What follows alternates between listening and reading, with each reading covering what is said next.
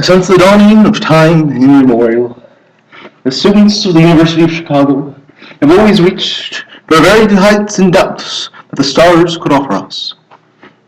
Imagine that here, in these hallowed halls, crowned with glorias and buildings and minds of perhaps the greatest ages we have ever seen, there lies the university, and here lies our testament to the days to come, for the people to come, by another world to come.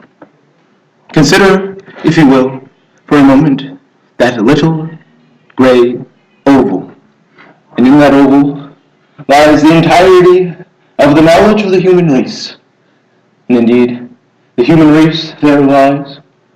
And imagine how many wars of conquest will be waged, and likely have been waged, over that small blue dot.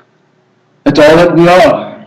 All of our existence is there, in these buildings.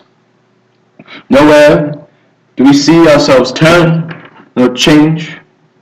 That's all that we've got. There's nothing more. And how many people have gone to this place and said, I will stand as a testament to the endeavors and works of our people.